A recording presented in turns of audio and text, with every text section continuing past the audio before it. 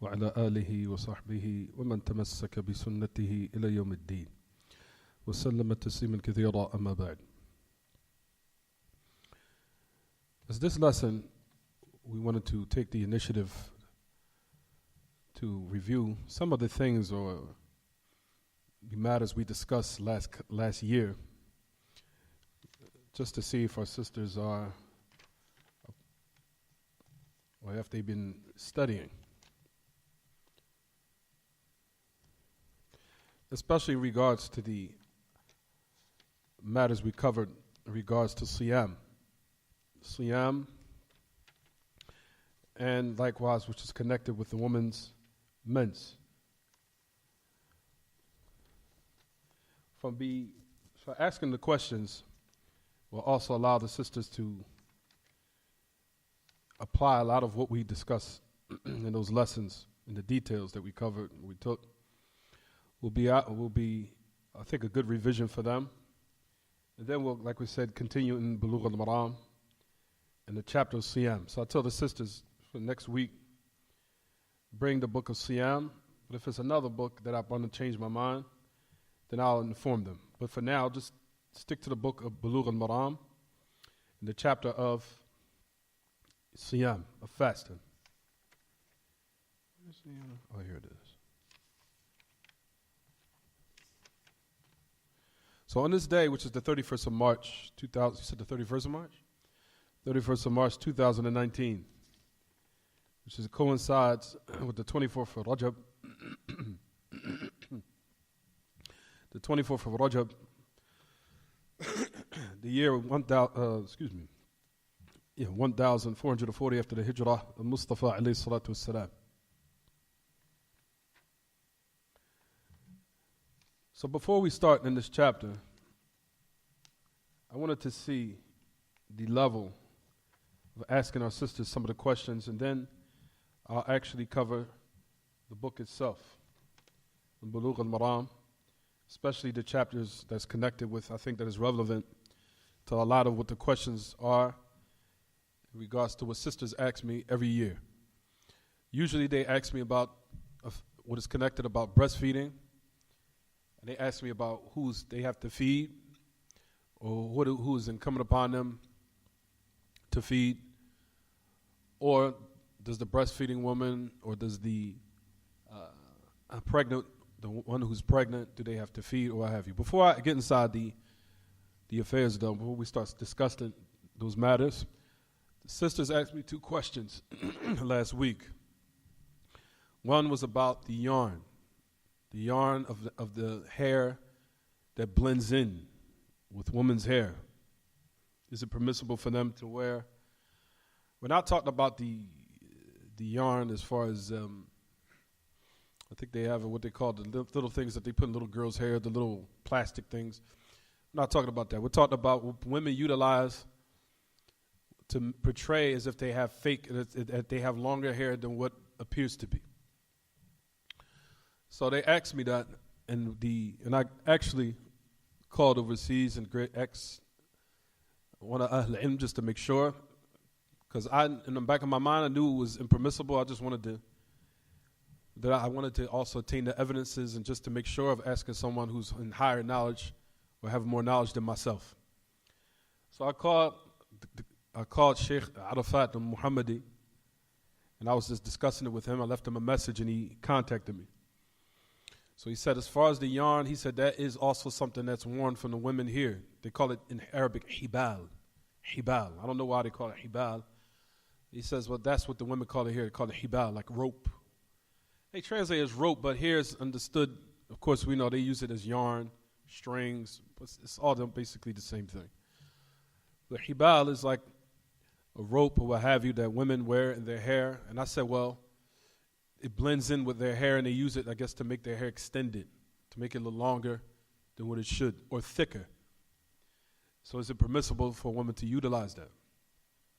He said, in this regard, he said no. He said, due to the narrations, there's a tafsir in which the great Sahabi, which some of the Sahaba gave, and I think it was Muawiyah, Ibn Abi Sufyan, where he said that it's permissible that in yasil al-mar'a bi shay, that a woman, that she makes her hair look extended with something. And the word something in Arabic generalizes everything. It's not an exception. If it gives or portrays or shows something that is not real, whether it be extended, longer, or thicker, then that's all considered under what falls under what is impermissible. And you'll find that the actual occasion of what it was asked, the hadith, about the Messenger of Allah, talking about those who are cursed, who extend or put extensions or fake hair in a woman's head, that the occasion was talking about how one of the companions of the women had an actual ailment in her head. That was the occasion of why this actual narration was brought about. It happened on the occasion where a woman had an ailment in her head, and she had some type of like baldness, or some of the top part of her head fell out. So the hadith on the occasion was asked about a woman who had a sickness. She had a sickness or what have you. So they asked the Messenger of Allah ﷺ about using fake hair or putting fake hair in their head. And the Messenger of Allah said this hadith, what we discussed from last week, where it said, لَعْنَ اللَّهِ الْوَاصِلَ وَالْمُسْتَوْصِلَ. That Allah curses the woman who puts extension or weave in her hair, and the woman who seeks to get it done. That Allah Ta'ala curses both of them. So the actual yarn of what is the so-called blend in, even though we know there are some ai from the past that did say this was good or it was okay, but even Sheikh Arafat, when I was discussing, he said they made a mistake, and may Allah reward them for the effort that they put in to attain what is the truth, but what is correct is the evidence. And that we do not give precedence of any person, no matter who it is, over what Allah and His Messenger said, and given the understanding of the companions, where the companions of the Messenger of Allah said, shay'an, that a woman extend her hair with something. And something is generalized as everything. So if it gives the impression of what is utilized to extend a woman's hair, her length, or make it more, have, as they say, more body or more thickness than what it has, then that is all falls under the la'na of Allah Ta'ala. May Allah protect us and you from that. The second question was the piercing. The piercing, as I asked even Sheikh Arafat al-Muhammadi, that what came to my mind is that it is permissible. But like I said, I wanted to call overseas just to attain a person or ask a person with more knowledge than myself about it. So I called Sheikh Arafat al-Muhammadi again, and I said, what about the piercing that women put on their bodies in certain parts of their body? He said, all that's permissible. He says all of it's considered decoration for the women. Decoration, no matter what part of the body it's put on. It doesn't matter what it's attached to, what part of the body it's put on. Attachment of women's earrings is permissible. It's a form of zina. It's a form of decoration, as long as the woman does not display it to other than her husband or her mahadim or people in her family that can see her. But other than that, of course she can wear it, then it's part of her adornments and her decoration. So a woman can wear earrings in her ear. We know that some of them can wear earrings in their body and piercings in their body. There's nothing wrong with that. So a woman can wear piercings. I don't know if someone else has something else, but as far as what I know, the piercings and earrings is nothing wrong with that. Women can wear earrings in their ears. Some of them wear earrings in their nose, and some of them wear earrings in other parts of their body. As far as what like I said, and what I asked I asked Sheikh Arafat, he said there's nothing wrong with that. There's nothing wrong with earrings. Whether it be in the navel, whether it be in the other parts of their body, or what have you. I don't know anyone that said it's impermissible. If somebody brings some other evidence, then bring it. But other than that, I don't see anything wrong with that. If a woman can wear it in her ears, there's all the more reasons that she can wear it in other places. Is there any other place that you can think of?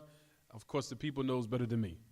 But as far as what I know, that there is nothing wrong with putting piercings in the ears, of course, or in the parts of the body. He said, inshallah, that's a form of decoration. But however, she should not display it for what will be other than her husband and other than those her mahadim. But even then, in certain parts of the body, shouldn't be displayed even to her mahadim.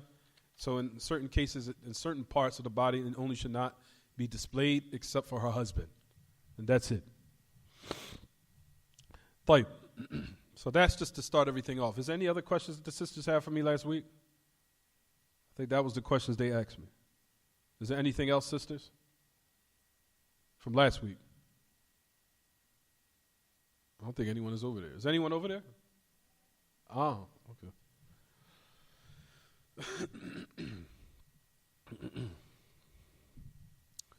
طيب.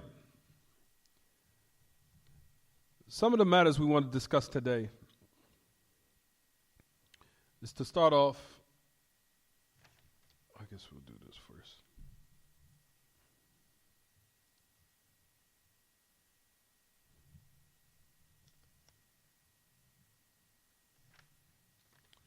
Is to start off by asking, and I'm going to ask the sisters this, ask a question in regards to a woman who's pregnant and some blood or some hemorrhage came out or exited from. Of course, we know from her private part she's seen some blood or some hemorrhage. Notice I said a key word, hemorrhage. I think I gave it an answer already. وَنَزَلَ مِنْهَا الدَّمْ فِي نَهَارِ رَمَضَانَ فَمَا الْحُكْمُ. A woman that's pregnant. She was in a hemorrhage or blood. Matter of fact, let me switch it up. I want to make it more difficult for the sisters. Because that's easy, because I gave them the answer.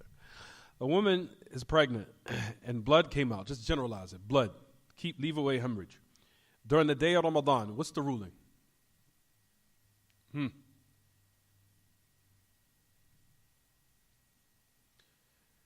sisters know from the class, last year's class, you have two types of blood. You have blood that is considered what? Hayd, and you have the blood that's called what? Istihada. A woman can pray when she's on her what? Istihada. But she cannot pray when she's on her hayd. A woman can pray when she's on istihada, which is called demu fasad. Blood that is what? They call it the corrupt blood. But it's not corrupt blood, it means a hemorrhage. But it's not immense. It's like a broken vein. A woman can pray and she can fast when that type of blood is emanating, or it's coming out. She cannot pray when she's on her what? Her mens. When she's on her mens, she cannot fast and she cannot what? Pray, or be intimate, of course. طيب. So we have two types of blood. Then keep in mind, last year when I taught the sisters, we said that a woman becomes pregnant. Usually, number one, that if a woman's mens is habitual, meaning it's systematic, where it comes on time every month. Let's just say, for example, the first 6 days, or let's give an example right now, we're in March. Her mens comes on every 8th of March, and it lasts till the 12th, let's just say. Like, that's her system of her mens every month, from January, February, March, April, to the end of it. Like, based upon that, a woman became pregnant. She became pregnant. When she became pregnant, of course, we know the signs when a woman is pregnant, that her mens, what, everyone? That it stops. That's usually the sign that a woman is pregnant. Fine. Let's just say now she became pregnant in the first stage of her pregnancy. That when she first became pregnant, it stopped. However, the very first month, or the trimester of her pregnancy, let's just say the first month of her pregnancy, her mens came on again at the beginning of her pregnancy, on the same day that it usually does. Do we say that it's hayd, or do we say that it's mens, or do we say that's a hemorrhage? We say here that it's a what? It's a mens. Due to the fact that there are some women that are not affected by the pregnancy yet. Meaning it did not affect her mens yet. It did not affect her mens yet. So the actual carryover of the pregnancy, or the full pregnancy, did not affect her mens yet. Of course, inevitably it will, but if it's in the beginning stage of her pregnancy, and the mens came on at the same day, it usually does when the prior months, where she has her mens on the exact same time and the same days, especially if she has cramps and all the signs of what? All the signs of her mens, then we consider that blood a mens. Is it clear what I'm saying? Sisters, you have to speak up a little bit louder than usual because I'm in a whole nother room. G. So that's considered a what? A mens. There's some women out there that the pregnancy has not affected her mens yet. There's some women out there who are like that. That the pregnancy has not been affected by the mens. So her first month, when she's pregnant, if it comes on time, has all the symptoms, khalas, that's what we say, that's a mens. Fine. So once a woman is on her mens, then what, everyone? Then we say she has to abstain from the prayer. To abstain from what?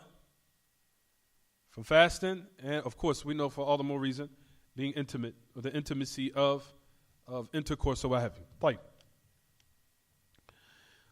So now, let's just say in her pregnancy, let's just give another description. All right. Let's just say after 2 months, which is approximately what, 60 days almost?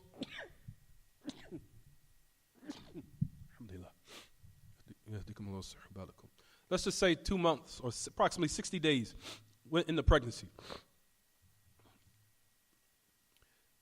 She had a miscarriage. It's the month of Ramadan. Had a miscarriage. Fine. She sees blood after she had the miscarriage. Then she had what they call amaliyatu tanzif, or amaliyat, I think they call it amaliyat tanzif, where they have the actual womb cleaned out from the miscarriage or what have you. So blood started coming out the womb. Fine. Second question to the sisters. Is this blood a hemorrhage or is it a mens? So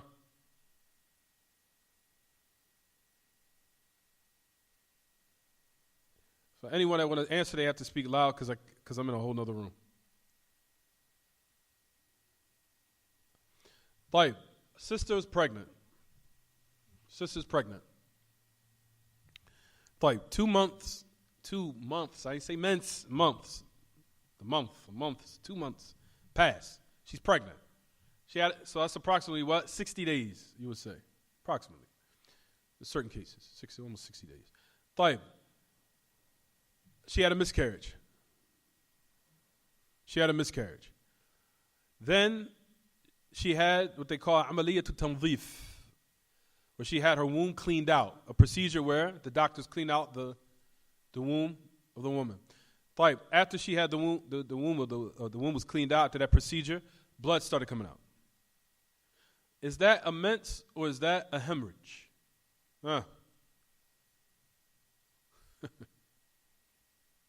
What she say? Say it again.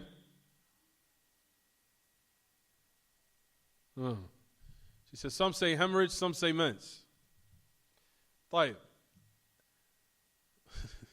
We want somebody to have surety. What do they say? Somebody to be on yaqeen, they have surety what they're saying. So one sister say it's a hemorrhage. We say here it is a hemorrhage. Why? So it's a hemorrhage. It's a broken vein. Why? It's a hemorrhage due to the fact, for number one, we want to lay down the principles. The principle is, just to keep this in mind, I'm teaching the sisters this. Once a woman's pregnant, if the formation of the baby has not been formed, and it comes out, and there's no display of formity of the baby, and it's usually before 80 days, if blood comes out, then we say it's a hemorrhage, and it's not postnatal bleeding. Is it clear what I'm saying? Is it clear? So the thing that has to be looked at is the formation of the baby. Usually, in most cases, looking at the formation. If there has not been a formation of the baby, some type of appearance or manifestation of formation of the child or the baby when it was removed, or when she had when she had the miscarriage, and that usually happens. Usually, the formation we're talking about. We're not talking about the miscarriage. Miscarriage can happen at any time. We're talking about the formation. Formation of the child usually takes place, the formation appears after 80 days, usually. Roughly, around that time. Sometimes 90. If a formation of the child has manifested, you see the formation, the child is, well, now some type of formation has appeared. If it's after the formation, sisters, if it's after the formation of the child, then it's postnatal bleeding. If it's before the formation of the child, then we say it's a hemorrhage. Is it clear? Is it clear or is it not clear? G. So here, 2 months in the pregnancy, formation of the child, did it come about yet? Did it manifest yet? Usually after 2 months, then we say what? We say what? No. That's the reason why when she had the miscarriage,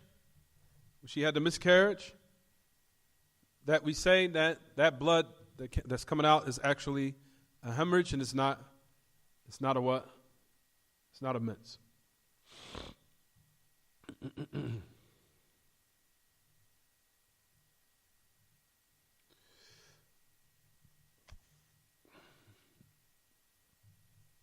طيب. Another question. And that's the sisters. So keep in mind the 3 steps, sisters. We said that for a woman to know whether or not she's on her mens or not is due to what? 3 steps. But usually it goes back to what the women use as a method, usually 2. But we did clarify this last time. The first step is what they call by al-wasf, by the description of the blood. Usually it's black, thick, and it has a what? Has a smell. Jayyid. That's one method. Then you have the second method, which is what? The second method which is called al-ada. Al-ada. When it habitually comes at a specific time, along with the symptoms. When it comes on a specific time, along with the symptoms. And that's usually how a woman usually knows that her mens is about to come on. She gets certain symptoms. Usually a majority of women, if not majority of them, not all of them, but majority of them get symptoms.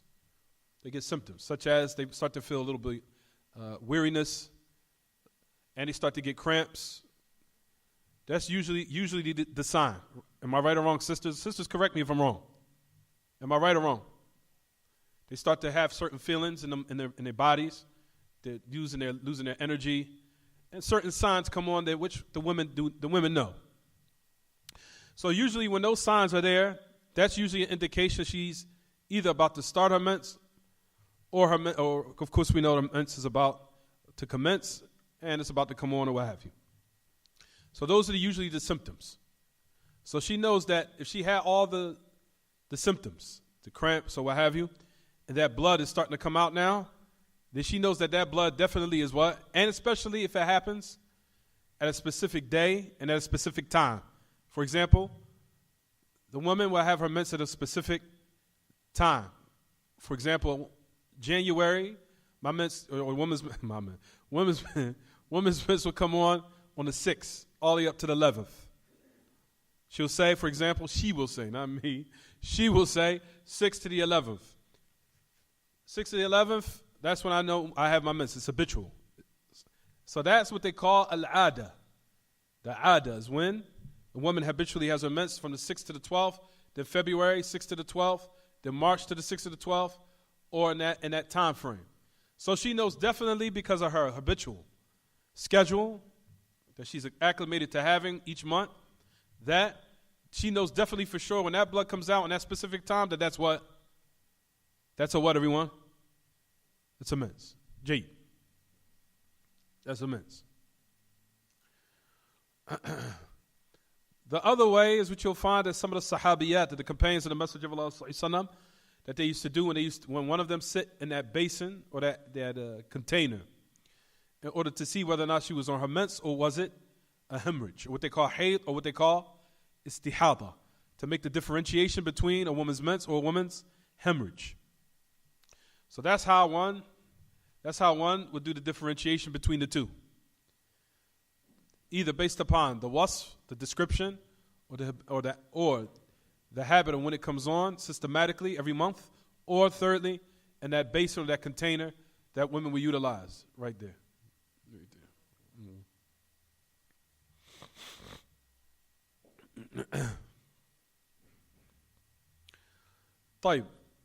So based upon now, we said that to make the differentiation between al-hayd wal istihada, between a woman's mens and a woman's hemorrhage, is based upon a description. The description is, number one, is either thick, is black, and has a smell.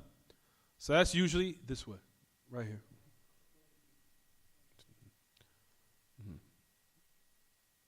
That's usually the description of when a woman has a mens. The opposite is what? That if the blood, if it's light, it's thin usually, and it does not have a smell, then that's a hemorrhage. It's a hemorrhage. Usually in most cases, that's a hemorrhage. طيب.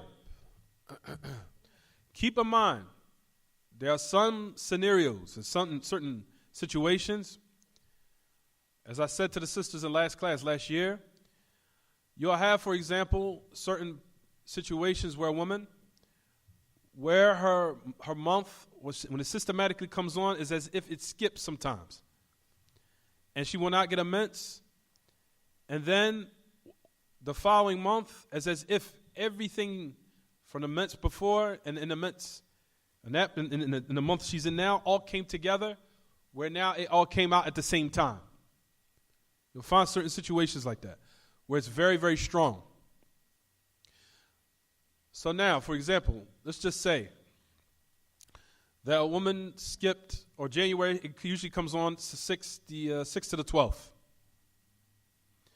So one particular month, for some odd reason, her mens didn't come on in that particular time frame that she usually gets her mens.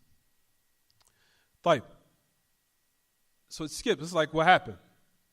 So I got the signs, I got the symptoms, but any blood, no blood came out. Let's just say now it skipped some days, all the way up to when? Let's just say to the end of the month, or all the way up to the next month. To the next month in February. So the 5th came or the 6th came, she said, okay, I'm usually at my mens. Now it came on again. Now it's coming out strong.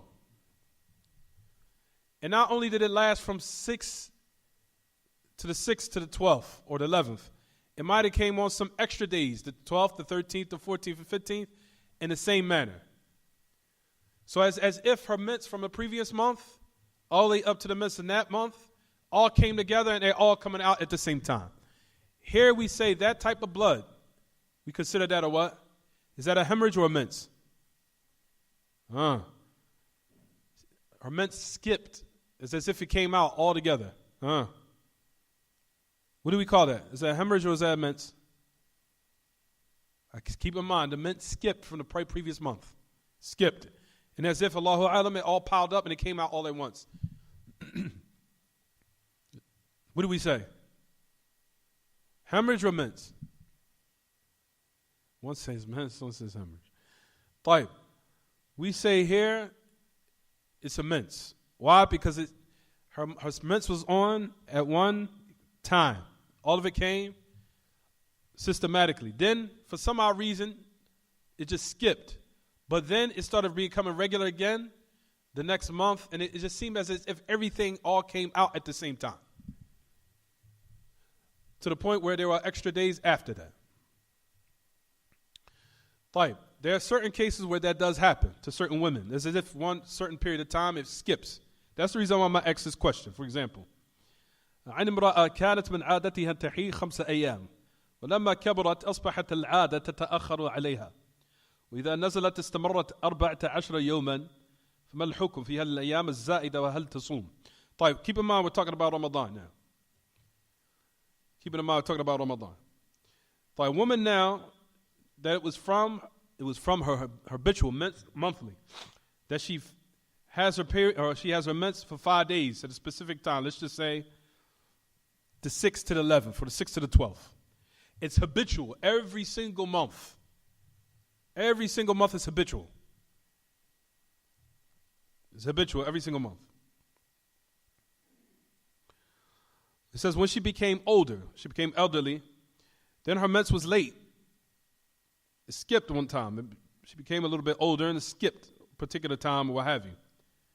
She said then, all of a sudden, when it skipped, then it came on very strong to the point where it lasted for 14 days, so it's extra than the days that usually she has it.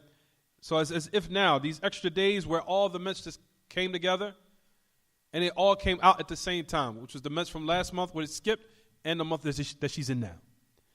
That, in this particular instance, we will say, that seems as if the mens from previous gathered up all the way up to what? To the next following month, gathered together, and it all came out in one time. So do we say that's hayd or is that istihada? Here in this particular instance, it is, we consider that a mens. Even though what I taught the sisters last year, that it would be istihada, but that's in the certain cases which we're going to talk about, inshallah. Don't worry. طيب, another question for the sisters. امرأة أصيبت في حادثة وكانت في بداية الحمل فأسقطت الجنين إلى نزيف حاد فهل يجوز لها أن تفطر أم تواصل الصيام وإذا أفطرت فهل عليها إثم. Listen to this, and I want the sisters to pay attention. A woman that she was what? She was in an accident or some type of accident. And it was in the beginning stages of a pregnancy. So she had a miscarriage. فأسقطت الجنين. She had a miscarriage. She had a miscarriage, and right after that, blood started coming out. Is it permissible for her now to fast or break her, or does she continue to fast? This happened in the month of Ramadan, for example. And if she breaks her fast, is it upon her a sin? What's the first question? Based upon everything I laid down for the past 10, 15 minutes, what do we say this blood is? What is it?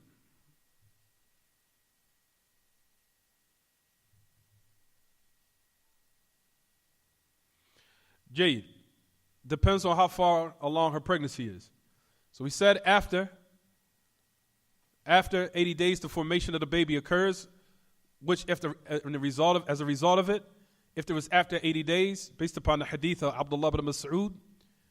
So keep in mind that the formation of the baby is the key to having the answer here.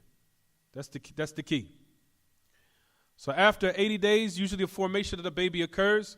So if the formation of the baby occurs, then that blood is considered what, sisters? If the formation of the baby appears and she has a miscarriage, is that blood, is that a damu fasad or is that damu nifas? Or is that postnatal bleeding or is that a hemorrhage? Which one? They said it is what? Postnatal. Ahsant. Excellent answer. طيب, let's just say it happened before 80 days, before the formation of the baby. What's that blood considered?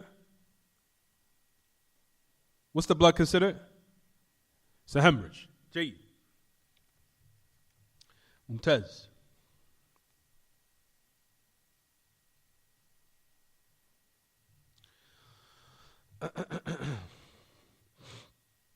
And that answer you gave is exactly what the great Imam Ibn Uthaymeen mentioned. He mentioned the exact same answer. Alhamdulillah.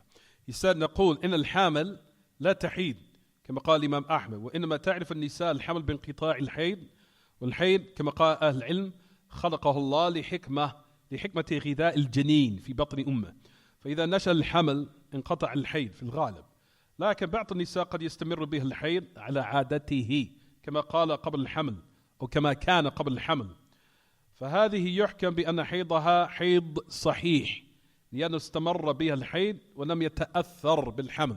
Everything that we just mentioned is exactly what he mentioned. Is the exact answer. He said, verily a woman that's pregnant, she usually does not have a mens. Just as Imam Ahmed mentioned and said, that the women know that they're pregnant by the mens stopping. He says the mens, just as Ahl Ilm say, that the reason of why women have a mens, he said it's what Allah created in the womb of the woman due to the wisdom of giving nutrients to the fetus, or giving nutrients to the embryo, in the womb of the mother, or the womb of the woman. So verily, if the pregnancy, that if it starts to develop, and it starts, as we know, the sign is that the woman's mens stops. He says, however, there are some women that mens continues upon its habitual state. just as it was before the pregnancy. He says, for here we were saying that the mince here, or the blood here, it is a mince. Why? Because the mince continued, and it was not affected by the pregnancy yet. It was not affected by the pregnancy yet.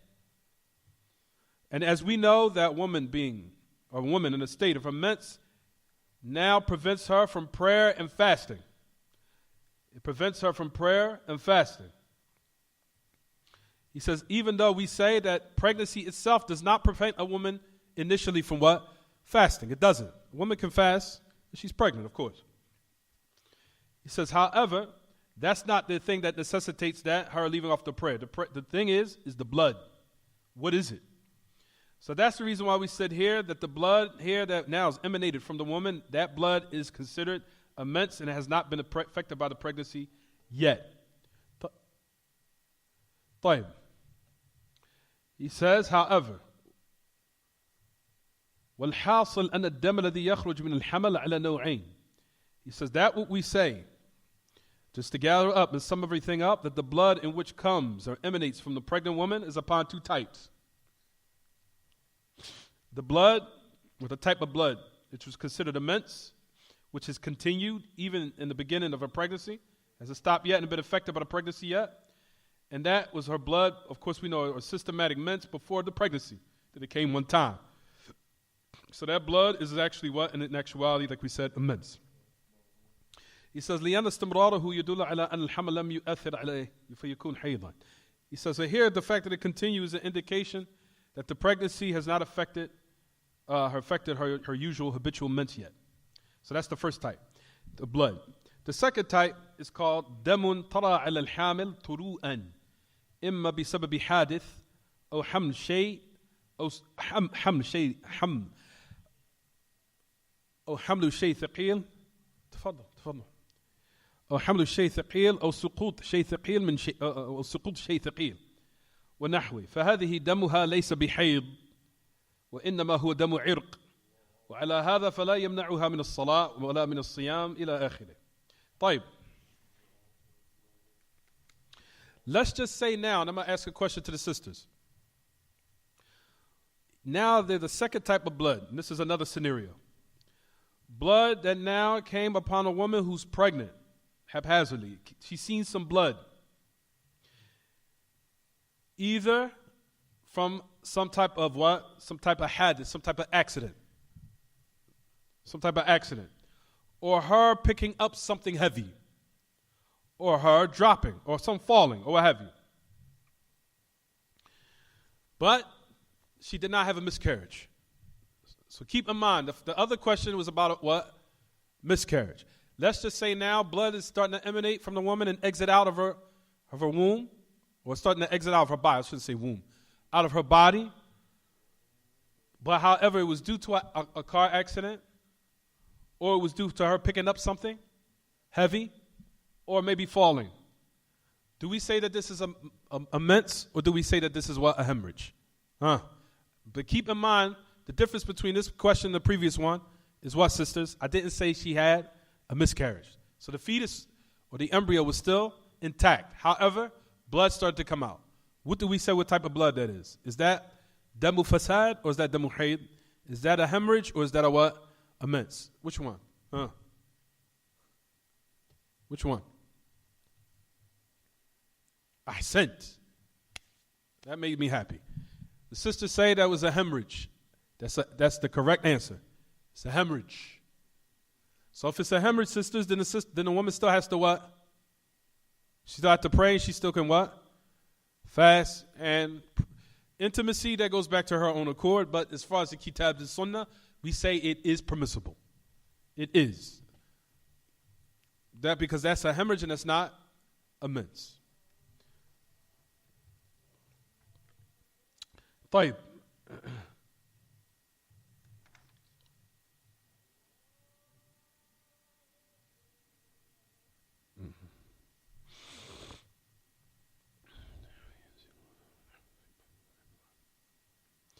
طيب. Another thing that I find that we read with the great Imam Ibn Uthaymeen that he mentioned, it says, just to give it more detail, what Allah Akbar, Allah Akbar.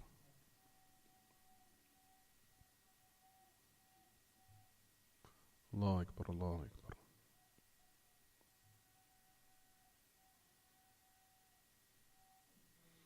Ashhadu an la ilaha illallah.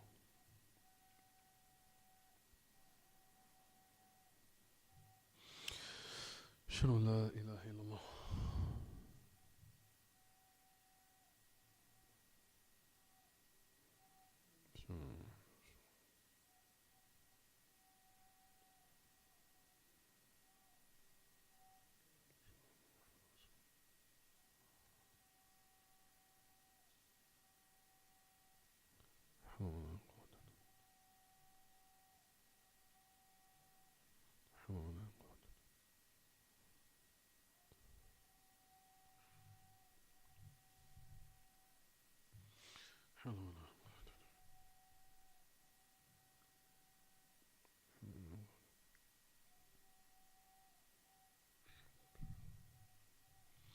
Allah Akbar, Allah Akbar.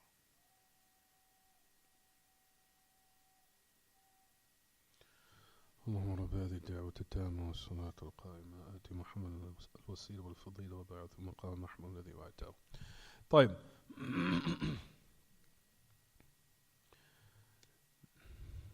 So we continue to say that a woman now that has or experiences this type of episode or this type of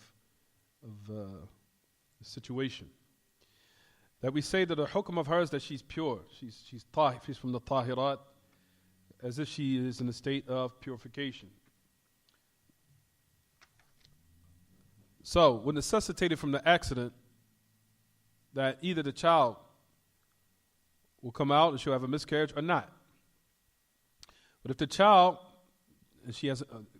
comes out and she has a miscarriage due to her pregnancy, then we say, based upon what we just mentioned a couple of minutes ago, which also gives confirmation to what the great Imam Ibn Uthaymeen mentions. He says, إن خرج وقد تبين فيه خلق إنسان فإن دمها بعد خروجه يعد نفاسا تترك فيه الصلاة والصوم ويتجنبها زوجها حتى تطهر وإن خرج الجنين وهو غير مخلق فإنه لا يعتبر دم نفاس بل هو دم فساد لا يمنعها من الصلاة ولا من الصيام ولا من غيرهما. قال أهل العلم وأقل زمن يتبين فيه التخليق. We didn't even pray yet. Why y'all praying? We didn't pray the Jama'ah yet. مسافرون? طيب.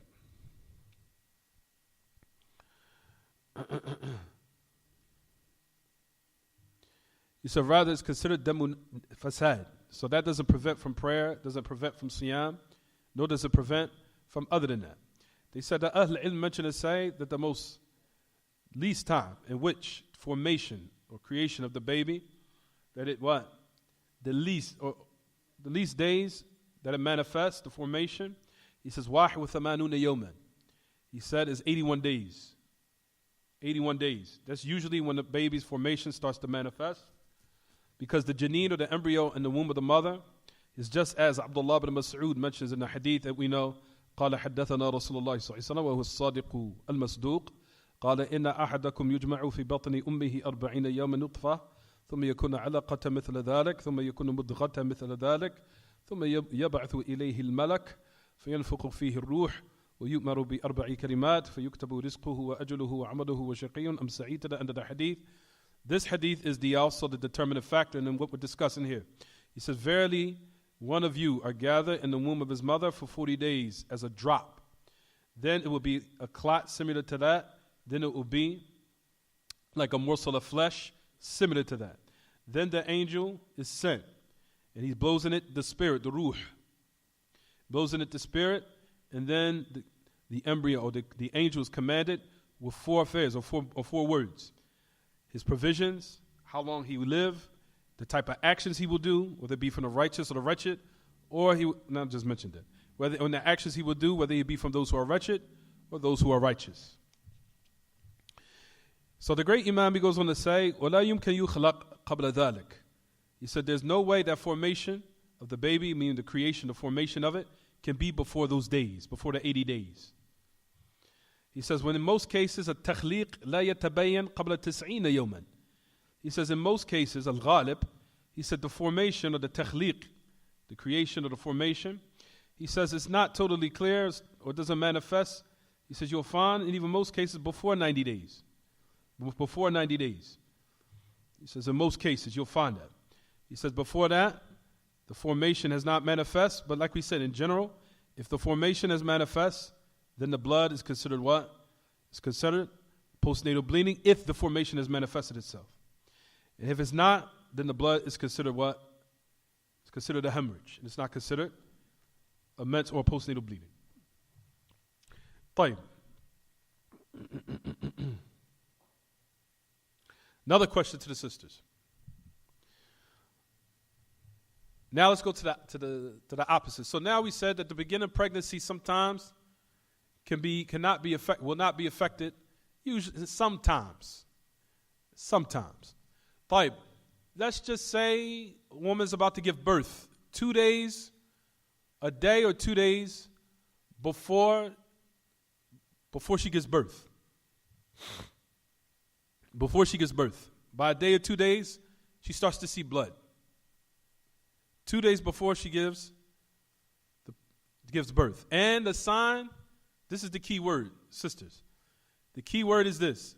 She starts to have contractions.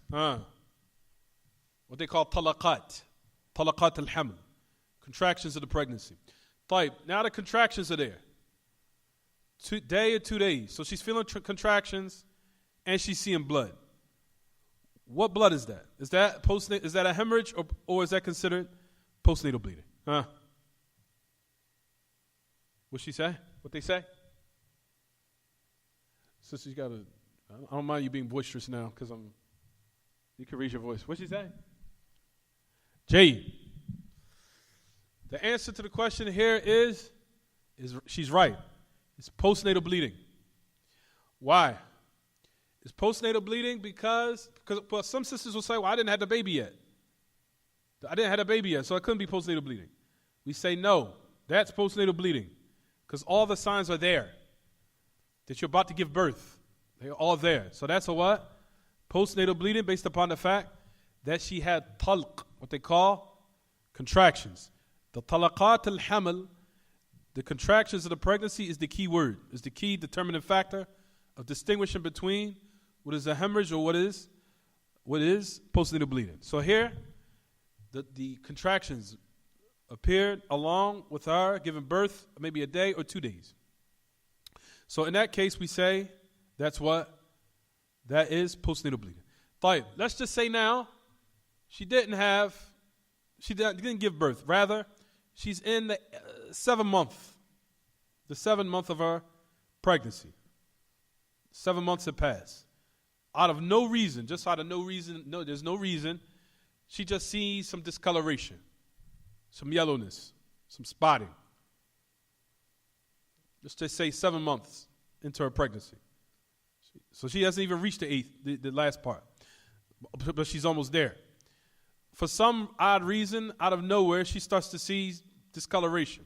She sees some yellowness or some, what they call kudra or discoloration. Kudra or sufra.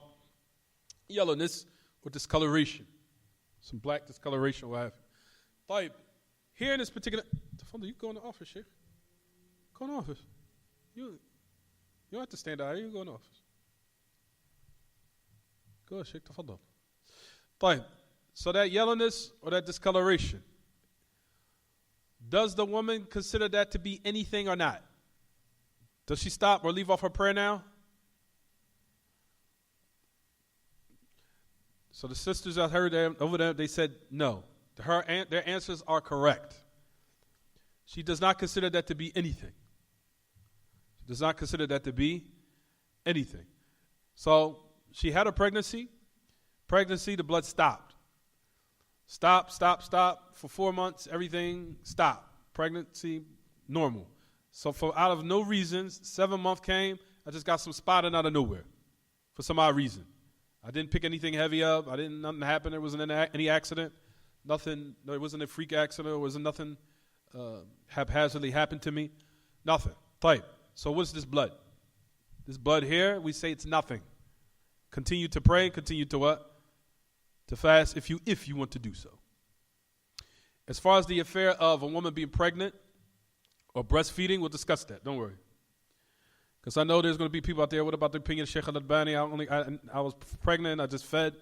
And what about the opinion of the Legend of Da'ima? They say you should just fast. Ibn Uthaymeen says the same thing, where a woman should just make it to fast as long as she has the ability. We'll discuss that when it comes, inshallah. Don't worry. Taib. What the sister said is a correct answer. Similar to that is a question.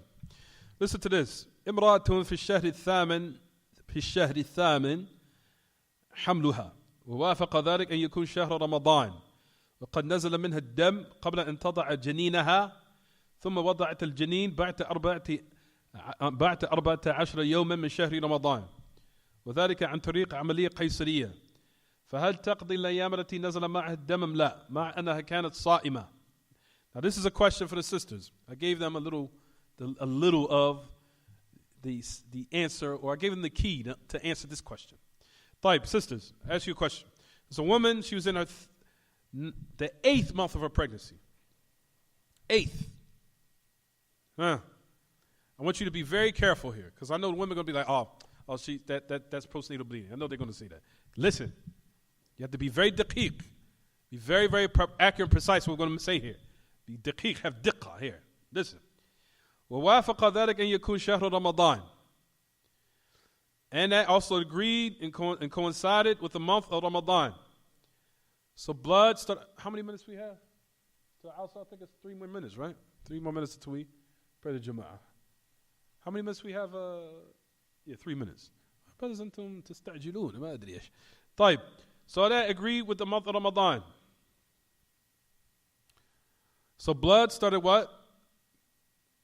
Coming out. Before she had the baby. So basically here,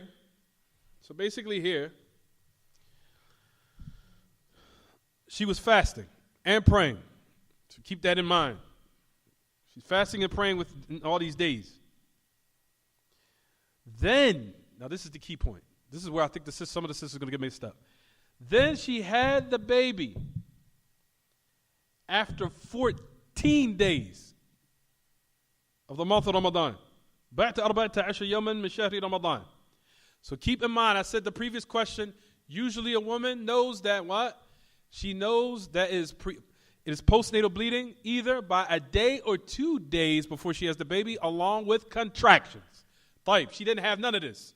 And she gave birth to the baby 14 days later.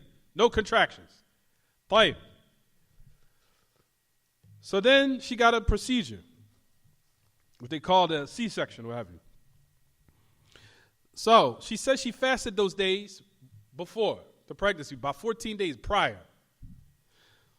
Does she now have to make up the days in which the blood that she's seen, or was her fasting correct?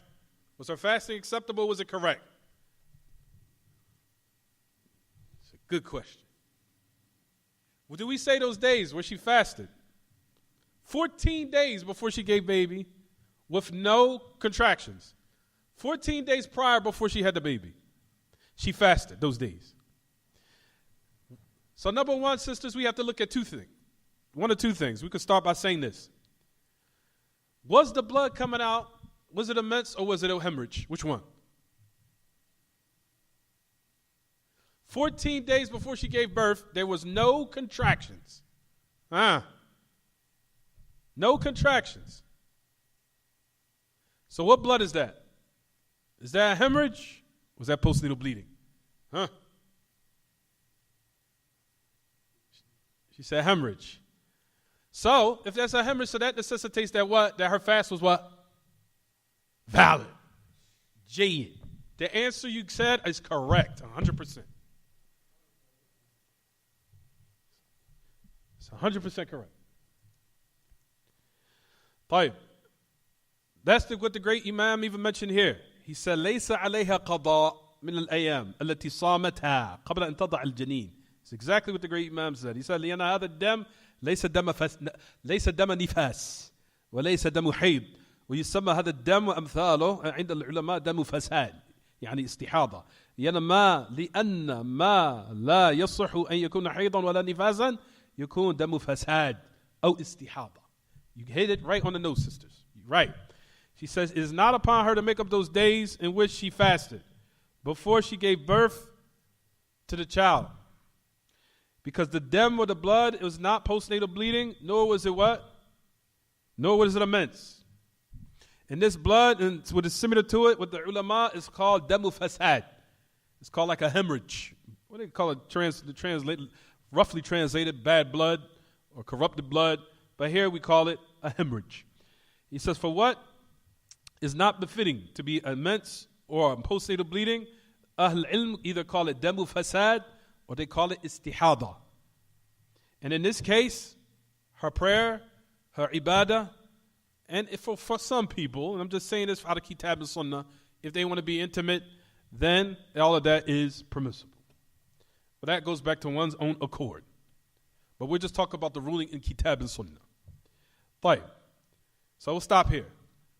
So the sisters, do you want me to continue to teach in this way, or they want to go through a book? Well, I'm eventually going to do anyway. I'm going to go through Buloogh Al-Maraam. I'm going to cover matters. But does this lesson right here, do you guys like this type of way? Is this way suitable for you? If there's any objections, let me know. Just send a letter over to Amir with a paper and let me know if any sisters have any objections. Then I'll change it. But eventually we're going to go through the books, inshallah. But I think this is very beneficial for the sisters to prepare them for the month of Ramadan, especially in regards to their meds, because a lot of sisters, due to the fact of the different types of pills and medications and diets, has thrown a lot of women's systems and their meds off. It's not systematic due to all these different outside influences, whether it be in their diets or whether it be in the medicines or whether it be in the different things that they take. And as a result of it, a lot of these affairs happen. So that's the reason why we're taking the initiative to enlighten our sisters in these matters. Fine, we'll stop here. Any questions about the lesson? Don't close the door. تفضل. Hold on, let me get it. تفضلي. I gotta hear this.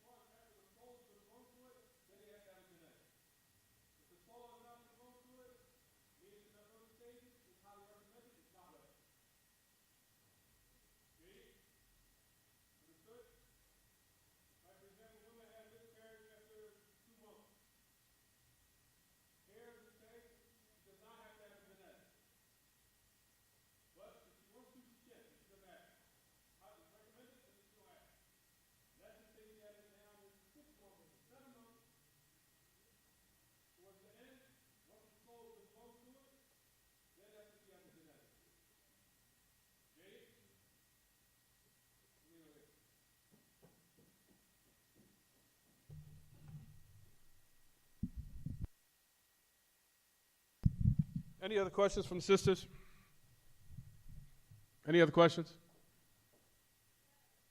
She said yes or no? No. طيب. هذا وصلى الله وسلم وبارك على نبينا محمد وعلى آله وصحبه. سبحانك اللهم وبحمدك أشهد أن لا إله إلا أنت أستغفرك وأتوب إليك. والعصر إن الإنسان لفي خسر إلا الذين آمنوا وعملوا الصالحات وتواصوا بالحق وتواصوا بالصبر.